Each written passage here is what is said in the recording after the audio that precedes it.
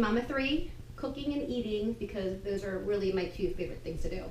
Today we are making delicious little mandus. Look, pockets of heaven here. So I'm gonna give you all of the ingredients that I put into my ginger, chive, and meat dumplings, or mandus, whatever you want to call them, and we're gonna eat them. That's it. Today we're making some delicious things, mandu, little Korean dumplings. Not only are they super delicious, but they are pretty nutritious and easy after the first couple times you've made them. So here we go. I start with equal parts of beef and pork. You can use all beef, but I like it cut half and half.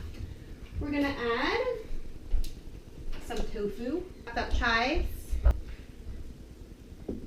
carrots, minced ginger. Don't ask me how much, like a little bit, but not too much. And some minced garlic. We're gonna give it a little stir. See how things are? All right, looks good. Maybe a little seasoning, ready? So you don't wanna add too much liquid because then your mandu shells or the skins get soggy and then they stick, and you don't want that to happen. So we're gonna add some black pepper.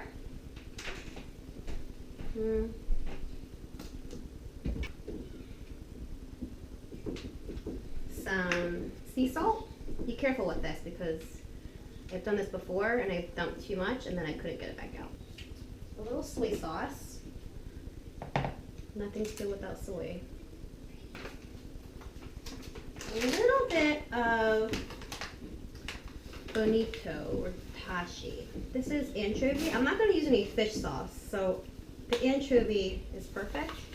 That way you get the salt and the fish all in one. Maybe a tablespoon of cornstarch so that when the dumplings are cooking and you get that liquid, it's not just water. Okay, and my secret ingredient. To soak up most of the water in this mixture so we don't have soggy dumplings, we're gonna add some shiitake powder. And that's magic because shiitake mushrooms, typically, you have to soak them before you use them and then chop them, which takes too long.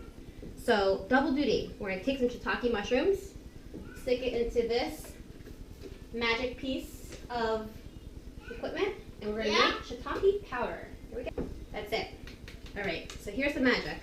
What this is gonna do is act as a binder and a sponge to soak up all that meaty vegetable goodness without having to soak them before we use. All right, I'm gonna get a little messy here. Use this guy. Sometimes your fingers just have to get a little dirty. All right, gonna squish it all up. Make sure that magic shiitake powder is doing its job. Now listen, if you give a kid a shiitake mushroom, they're not gonna eat it. However, when it's all mashed up into a powder and invisible, they'd never even know.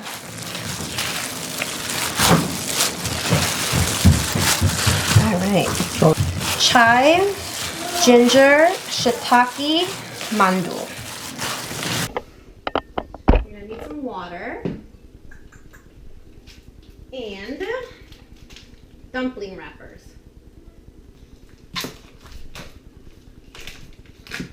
There's two sides. There's a non-floured side. There is a starchy floured side. You're gonna wanna water the edges of the floured side so that the water and the flour mix and make like a slurry. Basically your glue, like a full teaspoon.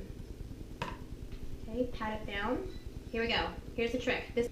I was a laughing stock of my mom's mandu making festivities because she would laugh at how ugly they were and then tell me I had to eat all of the ugly mandus. But look, 35 years later, bam! Look how cute. One, starchy floured side. So this is the side you want to water. Pinching it shut.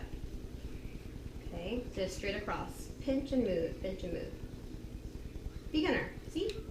Still pretty, and just as tasty when you fry them. Pan, we're gonna add about 4 tablespoons of water, and I don't know, maybe like 4 tablespoons of either light olive oil or just plain canola oil. Don't fry in olive oil, it's gross and it gets bitter, so if you're gonna fry, olive oil is not the way to go. So what this does, the water is going to boil and steam these little guys while the oil kind of sits behind, and after the water has done its job, the oil is going to crisp up the edges for us. Okay, so place them in there, give them a little space to breathe. Gonna make that nice and happy with a lid. Till most of the water is gone, we'll pull the lid off and let the water evaporate. You guys, it's hot. Perfect. So when I make mandu, I usually make a couple hundred at a time, and I freeze them on a cookie sheet in my standalone freezer. Then when they're frozen, you can dump them into a big Ziploc gallon-sized bag, and they'll keep for a couple months in your freezer. You just pull out a couple whenever you need them. Dipping sauce. Ready? A little soy sauce. Not too much. Some sugar.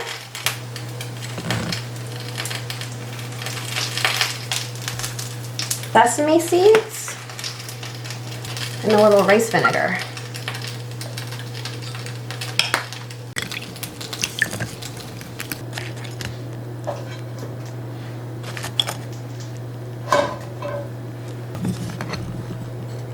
That's it.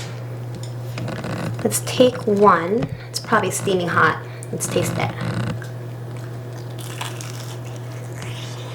Mmm! Look!